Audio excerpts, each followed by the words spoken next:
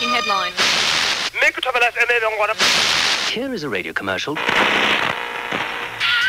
Welcome to this audio tape. It is part of a mixed media series aimed at deepening your understanding of how to use both popular and educational media in a learner-centered and outcomes-based educational environment. My name is Pumla Khulashe, and I will guide you through this tape. Listen to this tape when you see the audio tape icon in the margin of the learning guide. To begin, let's listen to a number of educators talking about some of the things we should do and what we should avoid when we use media in our classrooms.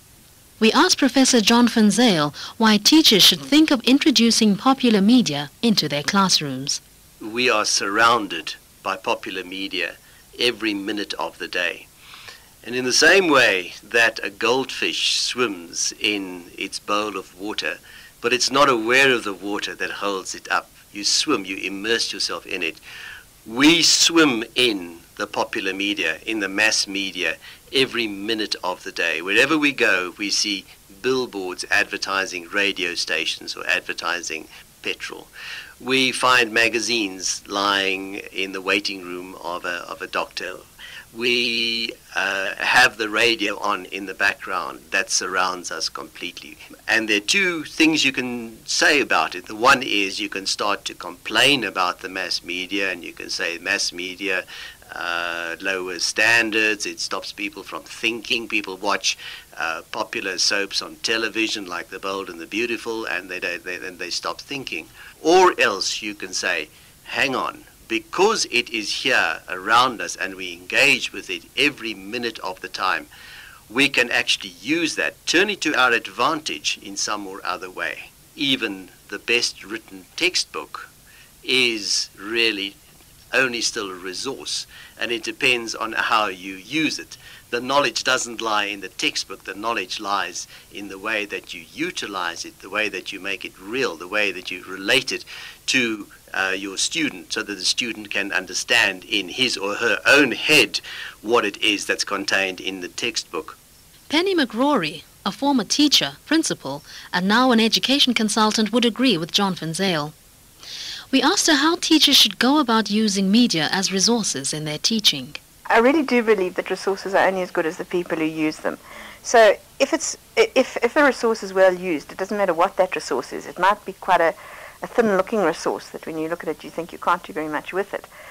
But if in using something like a map, for instance, the children are able to put together, or the learners are able to put together, put things into context and see that they're relevant and is effective learning. I think the important thing is you've got to say, what's the outcome that I want to achieve? So where am I going? Okay. Then you need to say what resources would be helpful in this particular situation in getting to the outcome. So how am I going to get there? And then some sort of formal or informal assessment to check that you've achieved what you set out to do. So then you would know that you've arrived. Penny, what can teachers do if their schools and classrooms have poor resources? I don't think resources are necessarily things that are given to you by somebody else. They're rather things that you've seen and thought had possibilities and you've collected for a particular purpose. So yes, I always had a cupboard full of resources of my own. Newspaper cuttings, things I'd taken from magazines, clips from things I'd seen on TV, perhaps clips from news programs even, slides that I'd taken from books, overhead transparencies that I'd either made or copied from books or whatever. It sounds as if there's quite a lot that the teacher needs to do. As John van Zyl said, teachers can't just present a media resource to the class and expect them to learn something from it. No, it would always be a case of talking first. I believe that's very important, that you actually talk first about what it is, that you show the clip, and that you then talk about it afterwards. Or if you're wanting to do some sort of written activity, that you would let the pupils know in advance what it is that they need to look out for in the clip. I like to give the questions up front, always, whether we're going to discuss orally or whether it's going to be a written activity. I like them to have the questions up front so that they know that they need to listen for or look for the answers to these kind of things. But how does the teacher know what to look out for? How can she recognize resources that are worth keeping?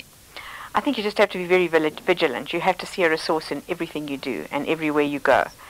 So even if you're going to a restaurant for dinner, the menu often it can be a resource, or you visit some place and there'll be a pamphlet on it and you can collect that. And that's a nice resource. So you really just see the world differently, and that you see everything in terms of, could I possibly use it as a teaching resource at some stage? So it only becomes a resource when you really have a use for it, a real use for it. And the other thing is to really look and to make sure that what you're using because there really is an outcome in it, or a goal that you're wanting to achieve, and that you're not just using it because it sounds good, or you'll be able to say you're up to date and you've used media. We next approached Peter Ranby, a former teacher who has developed many learning support materials, including part of the learning guide and video for this module. We asked him to give us a clearer picture of how teachers can turn the rich media environment into teaching resources. If teachers get hold of a relevant piece of media, whatever it may be, whether it be last night's news, the headlines from the morning newspaper, a flyer which they picked up at the supermarkets, or even the back of a CD cover, and they can integrate this into their lessons in a creative way, then actually more learning will take place than in perhaps a highly structured, maybe more traditional context. Media provides, obviously, a source of up-to-date information. I mean, the most up-to-date textbook is perhaps your newspaper, because it comes out every day, and it contains a lot of information which pertains to the school curriculum. So we as teachers should be dipping into the newspaper regularly and seeing what it can offer us. But a word of caution, it's not enough just to clip articles or provide students with Time magazine, for example, and say, here's some fantastic stuff on the 20th century, use it to do a project on famous people of the last 100 years. That whole activity needs to be scaffolded very well, and that will mean that the teacher needs to see what its advantages are, what it can do better than she can do or existing textbooks can do, and how this can be integrated into a meaningful activity for the learners. It's very easy to see media as a valuable resource, but to turn it into an educational resource is what the teacher has to do to mediate it. Can you give us an example of that? Let's say you have found in last week's Sunday paper this fantastic article on the history of the ANC. Okay, and you're wanting to do something with your grade 8 classroom in that. So you clip the stuff, you make photocopies, you give it to the class, and you put 5 questions on the board, and you say, okay, off you go.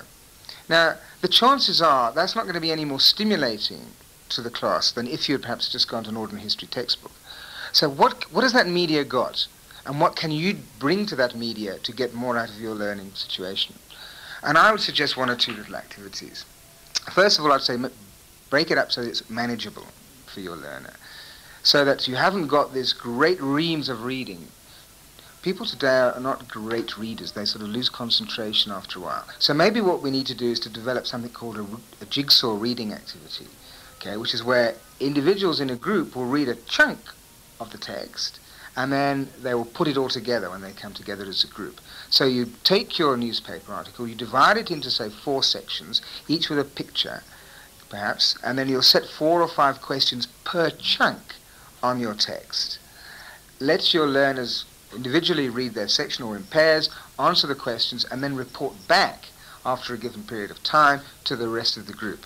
So everybody will have their chunk of the text on the ANC, perhaps divided up in terms of chronology, years, and they will have a few questions which they will have answered, and the whole exercise means that in a group of 4, you only have to read 1/4 of the required reading material, but you get the benefit of the other 3/4 because the rest of your group has done that reading for you.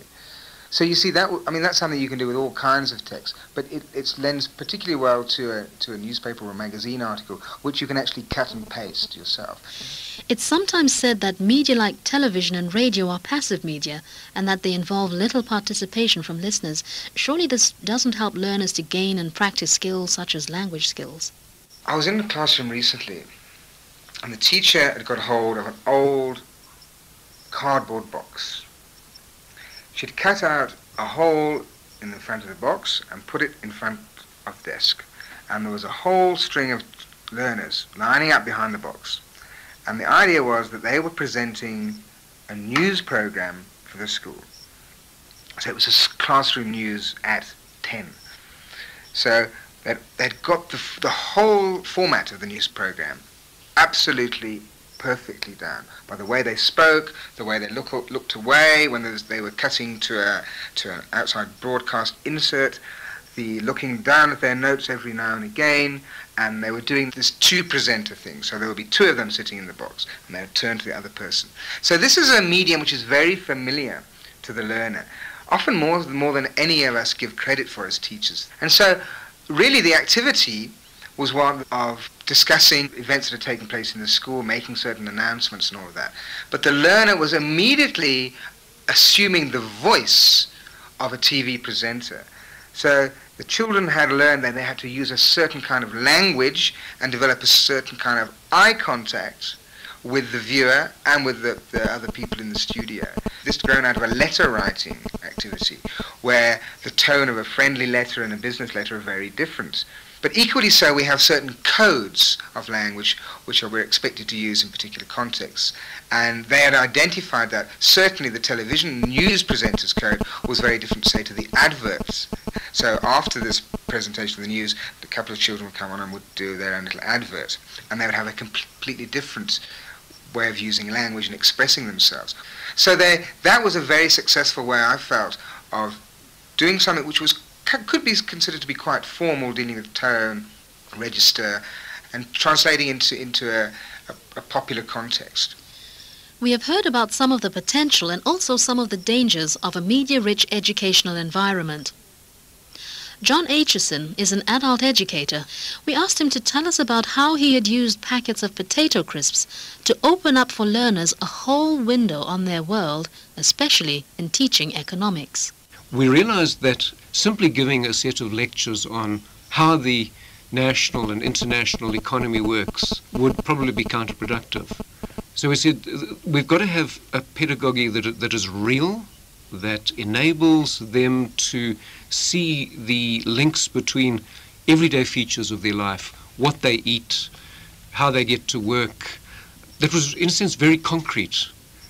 And yet through that concrete experience, they would then be able to understand the systems within the bigger systems. And we happened to choose packets of potato crisps as the cue.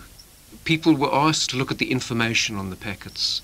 And from there, through cleverly constructed questions, to gradually build up inductively a picture of the economic world, to realize that a packet of potato crisps represents a huge range of industrial processes, of economic processes, and indeed ultimately of political processes.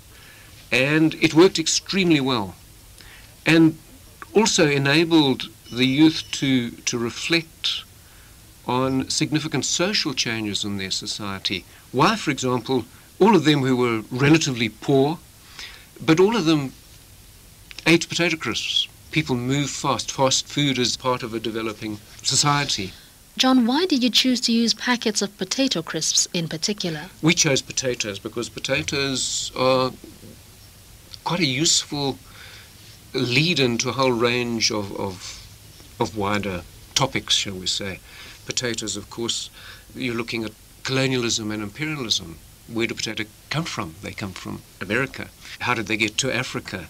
Potatoes have been an important part of South African political history. The ANC boycotts in the 50s of potatoes because of the exploitation of farm workers in what is now Mpumalanga.